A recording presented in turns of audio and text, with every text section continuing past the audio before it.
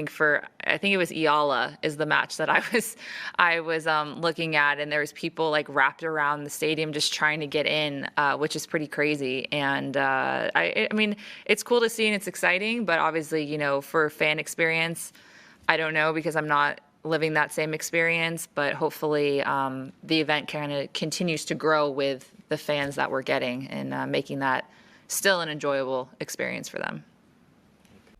Ka-Express, kung akala ninyo tapos na ang kwento ng Iala Effect, mag-isip-isip ulit kayo.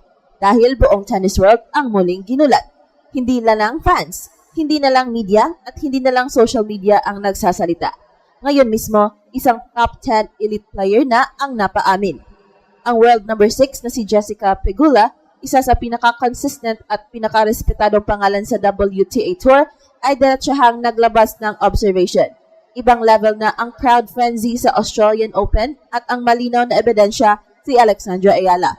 Sa isang tournament na sanay na sa mga big stars, sold-out courts, and world-class atmospheres, may isang eksena na umago ng pansin ng mismong mga bida ng tour. Hindi ito finals, hindi ito laban ng Grand Slam champions. Isa itong Australian Open debut match ng isang 20-year-old na Pinay. Pero ang epekto, para itong championship night. Ayon kay Pegula, ramdam niya mismo kung paano nakakarandara pa ang mga fans. Kung gaano kahaba ang pila at kung paanong tila may magnetic pull ang isang court. At iyon ay ang court kung saan naglalaro si Alex Ayala. Bakit ito ginulat ang mundo? Dahil bihira, halos hindi nangyayari na ang isang world number 6 ay gagamit ng rising star bilang benchmark ng kasikatan at crowd power. Sa dami ng superstar sa Melbourne Park, ang laban ni Alex ang naging reference point. Para sa maraming tennis analysts, malinaw ang mensahe. May nagbabagong dynamic sa global tennis at nasa sentro nito ang isang Pinay na galing sa isang non-traditional tennis nation. Sa Melbourne Park, hindi lang ito basta ingay. Ito ay organisadong chaos. Mga Pilipinong galing sa iba't ibang panig ng mundo. May dalang bandila, placard at iisang sigaw. May mga fans na hindi nakapasok dahil sa capacity limits, pero imbes na umuwi, nanatili sila sa paligid ng venue, nakatutok sa big screens at sabay-sabay na nag-cheer sa bawat punto. Ang eksena, para sa mga international observers, parang may mini Olympics moment na nagaganap sa gitna ng Grand Slam. Sa social media, lalo na sa X na dating Twitter, naging malinaw ang narrative. Trending ang mga clips ng mahahabang pila sa Court 6, mga videos ng crowd na sabay-sabay tumatalon sa tuwa, at reactions ng neutral fans na nagsasabing, "I'm not Filipino, but this energy is unreal." May isang viral post na diretsahang nagsabi, Alex Ayala is the main character of this Australian Open. Hindi ito hyperbole. Ito ay observation mula sa mismong mga nanonood ng sports araw-araw. Dito pumapasok ang bigat ng pahayag ni Jessica Pegula. Hindi siya kilala bilang player na basta-basta nahahawa sa hype. Siya ay analytical, grounded at sanay sa pressure ng malalaking stadiums. Kaya nang banggitin niya na ang crowd situation ay ibang level at ginamit niya ang laban ni Alex bilang patunay, malinaw na may nangyayaring hindi ordinaryo. Para sa tennis world, ito ay isang uri ng global validation, isang konfirmasyon na ang Ayala Effect ay hindi gawa-gawa ng local pride lamang, kundi isang observable phenomenon sa pinakamataas na antas. Ang mas malalim na implication nito, si Alex Ayala ay hindi na lang isang promising talent na hinahangaan dahil sa potential. Siya ay nagiging spectator magnet, isang player na kayang magdala ng tao, viewership at emosyon sa isang sport na palaging naghahanap ng bagong mukha at bagong market. Sa mata ng organizers, broadcasters at sponsors, ito ay napakalaking bagay. Ang tennis ay global, pero bihira ang players na kaya mag-activate ng isang buong bansa sa ganitong paraan. Para sa Pilipinas, ang sandaling ito ay higit pa sa sports highlight. Ito ay isang cultural moment. Matagal nang kilala ang mga Pilipino bilang passionate fans sa basketball, boxing at volleyball. Pero ngayon, malinaw na ang tennis ay pumapasok na rin sa puso ng masa. Ang hiyawan sa Melbourne ay hindi lang para kay Alex.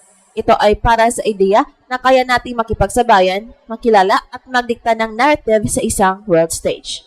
Para kay Alex mismo, ang ganitong klaseng recognition ay may dalawang mukha. Sa isang banda, ito ay nagbibigay ng confidence boost na hindi mabibili ng kahit anong ranking points. Kapag alam mong pati top 10 players ay napapansin ang hatak mo, nagbabago ang self-belief. Sa kabilang banda, may kasamang mas mabigat na expectations. Mas maraming mata ang nakatutok, mas maraming pressure at mas mataas ang standards. Ngunit, based sa ipinakita niya, mula sa composure sa court hanggang sa maturity sa interviews, tila handa si Alex sa ganitong yugto. Ngayon, ang tanong ng marami, ano ang susunod? Ayon sa mga insiders, ang ganitong klaseng crowd reaction ay nagiging data point para sa WTA and tournament organizers. Ibig sabihin, mas malaki ang tsansa na si Alex ay mailagay sa mas malalaking courts, mas prime time schedules, at mas mataas na exposure sa mga susunod na torneo. Ang sinabi ni Pegula ay hindi lang opinion. Ito ay maaaring maging trigger para sa structural adjustments kung paano i-handle ang mga laban ni Alex sa hinaharap. Sa paparating na Philippine Open at sa Middle East swing, gaya ng Abu Dhabi Open, inaasahang dadalhin ng diaspora ang parehong energy. Ang pinagkaiba ngayon, alam na ng mundo kung ano ang aasahan. Ang Ayala crowd ay hindi na sorpresa. Ito ay inaabangan na. At kapag ang kalaban ay pumasok sa court na alam nilang hindi lang isang player ang haharapin nila, kundi ang ingay at emosyon ng isang buong nation, nagbabago ang psychological dynamics ng laban. Sa huli, ang pahayag ni Jessica Pegula ay nagsisilbing malinaw na marka sa kasaysayan ng karera ni Alex Ayala. Ito ang sandaling kung saan ang kanyang pangalan ay hindi na lang binabanggit bilang future star, kundi bilang current force na may real-time impact sa sport. Hindi lahat ng players ay nakakaroon ng ganitong uri ng moment, kung saan ang mismong mga elite peers ang umaamin na may kakaibang nangyayari sa paligid mo. Mga kagulat world, ito ang reality. Ang tennis ay nasa gitna ng transition. At sa transition na iyon, may isang Pinay na tahimik pero tuloy-tuloy na nagiging sentro ng usapan. Hindi dahil sa controversy, hindi dahil sa hype lang, kundi dahil sa combination ng talent, timing, and collective passion ng mga sumusuporta sa kanya. Kung pati ang world number 6 ay napaamin na ibang level ang crowd mo, malinaw ang direction. Ang Ayala era ay hindi na paparating. Ito ay narito na at unti-unti nitong binabago kung paano tinitingnan ng mundo ang tennis at kung paano tinitingnan ng mundo ang Pilipinas sa loob ng sport. Sa kabuuan, malinaw na hindi na simpleng breakout moment ang nangyayari kay Alexandra Ayala. Isa na itong global validation. Kapag ang isang world number 6 tulad ni Jessica Pegula ay hayagang umaamin na ang crowd surge sa Australian Open ay nakaangklas sa laro ng isang Pinay, ibig sabihin ay lampas na tayo sa hype. Ito ay patunay na si Alex ay hindi lang future prospect, kundi kasalukuyang pwersa sa modern tennis landscape. Ang Ayala effect ay nakita sa haba ng pila, sa ingay ng crowd at sa digital buzz na umabot sa neutral at international fans. Hindi na local ang kwento, isa na itong international phenomenon.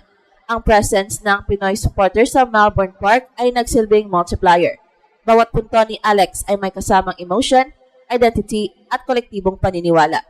Mas mahalaga, ipinapakita nito na ang Pilipinas ay may kakayahang mag-produce ng athlete na kayang baguhin ang atmosphere ng isang Grand Slam. At ito ang Express Info kung saan bawat kwento ginulat ang mundo. Don't forget to like and subscribe.